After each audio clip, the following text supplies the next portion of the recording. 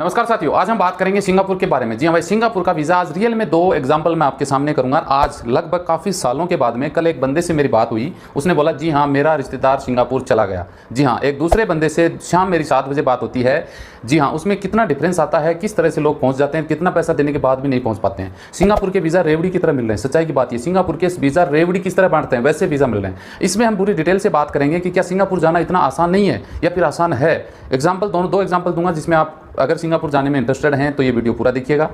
3-4 minute में पूरी detail से बता दूंगा। वीडियो अच्छा लगे तो लाइक शेयर करिएगा, चैनल जरूर सब्सक्राइब करके बेल आइकन ऑन कर लीजिएगा। फेसबुक पेज वाले पेज को फॉलो करके रखें ताकि हर रोज आपको विदेश से रिलेटेड नई नई अपडेट मिलती रहे। तो चलिए शुरुआत कर लेते हैं। शाम 7 बजे आपको पता है मेरी बात होती है। जो लोग फीस डालते हैं उनसे 7 बजे मैं बात कर लेता हूँ, शाम को 7 से 8 बजे के बीच में। तो 2 बंदों से मेरी बात हुई, दोनों बंदों का सिंगापुर से रिलेटेड मैटर था। जी हाँ, तो एक बंदे से बात हुई, पहले बंदे से मेरी बात हुई, बोला सर मुझे सिंगापुर जाना है, मैं कैसे जाऊं। ठीक है जी, हालांकि उन्होंने बुक भी खरीद ली। मैं बोला यार आपने बुक परचेज की है तो उसको फॉलो करिए, उसमें बहुत सारे एजेंटों के मैन पावर को लिस्ट के नंबर हैं, कॉन्टैक्ट, आप उनसे कॉन्टैक्ट कर लीजिए। तो उन्होंने फिर मैंने उनसे बातचीत की तो बातों में पता लगा कि उनका कोई भतीजा था, वो सिंगापुर पहुंच चुका था। जी हाँ, मैं बोला यार वो सिंगापुर गया उस एजेंट से, आप अप्लाई कर लो। बोला सर वो जेल में है। अब आप सोचोगे यार ऐसा क्यों। बंदे ने सिंगापुर भेजा मात्र 80,000 रुपये में। जी हाँ, हेल्पर के जॉब में भेजा, सैलरी बताई थी $1500, बोला ओवर टाइम करके 2000 के समथिंग सैलरी आ जाती है। ये रियल फैक्ट आज पहली बार मुझे सुनने को मिल रहा है काफी सालों के बाद में। मेरा भतीजा सिंगापुर पहुंच चुका है, उसको 4 महीने हो चुके हैं। हम 2 टॉपिक के माध्यम से मैं समझाने की कोशिश कर रहा हूं कि एक बंदा, एक एग्जांपल मैं इसलिए देना पड़ रहा हूं कि एक बंदा 80,000 में 80,000 रुपए एजेंट को देके सिंगापुर पहुंच गया, $2000 महीना का कमा रहा है। एक बंदा 3 लाख रुपए दे रहा है, उसके बावजूद भी वो नहीं जा पा रहा है, मात्र $1200 सैलरी में। ऐसा क्यों हुआ? देखिए, रात को 7 बजे मेरी बात होती है, बोला सर मुझे सिंगापुर जाना है तो मैं कैसे जाऊं। तो मैंने उससे बातचीत की तो बाद में पता लगा कि सर मेरा भतीजा गया है, 4 महीने हो चुके हैं सिंगापुर में, अच्छी खासी सैलरी भी है, हेल्पर का जॉब कर रहा है। 1500 एजेंट ने बताया ओवर टाइम करके 2000 तक सैलरी उसकी आ जाती है। तो मैं बोला यार उससे चले जाओ फिर। तो बोला सर वो एजेंट तो जेल में है। मैं बोला यार जेल में कैसे, वो तो अच्छा आदमी है। बोला सर उसने और लोगों के पैसे ले लिए थे, 6 महीने से वो लटका रहा था, तो उनका काम नहीं हुआ तो उन्होंने मुकदमा दर्ज करवा दिया, पुलिस ने उसको अरेस्ट करके जेल में डाल दिया। मैं बोला ठीक है, बाहर निकल जाएगा तो उनसे चले जाना, आदमी तो ठीक ही लगता है। बोला नहीं सर, अब विश्वास उठ गया मेरा। तो ये एग्जाम्पल दे रहा हूं मैं कि एक बंदा पहुंच गया 80,000 में सिंगापुर, ये पहली बार मेरे को सुनने को मिला। सच्चाई की बात ये है। दूसरा बंदा राजस्थान से मेरे को कॉल करता है, सर कि एक डॉक्यूमेंट मुझे भेजे हैं, आप देख सकते हैं ये डॉक्यूमेंट, आप ये वीज़ा उसने भेजा है। बोला सर एजेंट ने दिया है, ऑफर लेटर तो नहीं दिया। और 3 लाख रुपये में इस बंदे की बात हुई थी एजेंट के साथ में, गुजरात का एजेंट बता रहा था, ऑनलाइन कॉन्टैक्ट हो गया, 35,000 रुपये एडवांस दे दिए। अब बोलता है आपका वीज़ा आ गया, आप पेमेंट करो और बाकी पैसे मैं देख दो, मुझे जल्दी है, मैं आगे पेमेंट करना है। उसने वो डॉक्यूमेंट चेक करवाए, बाद में उसको एक एजेंट जानकार मिला जो बाद में मिला उनको, वो डॉक्यूमेंट उन्होंने चेक करवाए तो उनमें किसी दूसरे का नाम आ रहा है।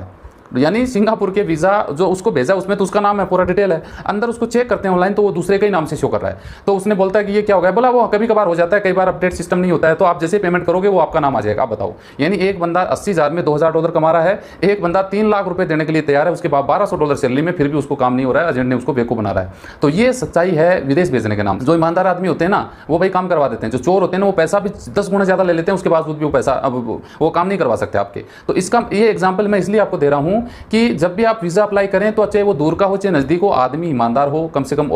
मैं तो ये बोलूँ कि भाई मैन पावर ऑफिस के अलावा तो आपको अप्लाई नहीं करना, मैन पावर एजेंट से ही अप्लाई करना है। ताकि अब वो बंदा, मैं बोला यार ये तो आपके डॉक्यूमेंट तो फेक हैं, अब आप क्या करोगे। वो बोलता है कि वो मैं दिल्ली आया हूँ, जबकि वो दिल्ली नहीं लगता मुझे। उसको मैं बोला उसको बोल कि मैं दिल्ली आता हूँ, सुबह पहुँच जाऊँगा ट्रेन पकड़ के तेरे पास में, सिंगापुर की एम्बेसी में चलते हैं, वहाँ डॉक्यूमेंट वेरीफाई करवा देना और तुरंत मैं आपको भुगतान कर दूंगा। तो मुझे नहीं लगता कि ऐसा हो पाएगा, क्योंकि वो आदमी झूठ बोल रहा था उनके साथ। वो बस पैसा जल्दी करो, मुझे आके पेमेंट करना है। भाई कितना पेमेंट करना है, सिंगापुर के वीज़ा कितना लगता है। एक बंदा 80,000 में पहुंच गया, उसमें भी उसने कमीशन तो खाया है, एजेंट बिना कमीशन तो नहीं भेजा। एक बंदा 3 लाख ले रहा है। अब वो सोचिए कितना ज़्यादा डिफरेंस आ रहा है। तो ये आप सब लोगों के साथ आए दिन होता रहता है। इसका मैं तो ये कारण ये मानता हूँ कि आपकी अज्ञानता की वजह से आप लोग फंसते हैं। आपको कितना ही समझा दो, आपको कहीं ना कहीं एजेंटों के चक्कर में आप आई जाते हैं। जबकि मैन पावर ऑफिस से आपको अगर अप्लाई करते हैं, काम नहीं भी होता है तो कम से कम पैसा तो नहीं खराब होता, समझ रहे हैं, कम से कम आपका डूबता तो नहीं है, पैसे बर्बाद तो नहीं होते। लोग बेवकूफ़ बना के, ये आपको मैंने एग्जाम्पल दिए, इसी तरीके से लूट लेते हैं। और ये बंदा पढ़ा लिखा, अच्छा खासा पढ़ा लिखा बंदा, लेकिन पढ़ा लिखा होने से क्या होता है भाई, उस काम में तो उसको नॉलेज नहीं है। वो पढ़ा लिखा है, ठीक है, जनरल नॉलेज है उसको, लेकिन उस डॉक्यूमेंट वाले में तो 12 बज गए उसके, 35,000 रुपये उसने दे दिए, वो तो वो वापस नहीं देने वाला, भूल जाओ। हालांकि मैंने कुछ बहुत सारी उनको बातें बताई, आप ऐसे करो, हो सकता है आपके पेमेंट आ जाए। तो वो बस वो अंधेरे में लठ मारने वाली बात हो जाती है। तो सावधानी बरतें, सतर्क रहिए। भेजने वाले एजेंट हमेशा मैन पावर से अप्लाई करना है, वरना तो भाई इंडिया में ठीक है, बेस्ट रहेगा। बस ये अपडेट देना था। वीडियो अच्छा लगे लाइक शेयर करिए। मिलते हैं नेक्स्ट वीडियो में जानकारी के साथ।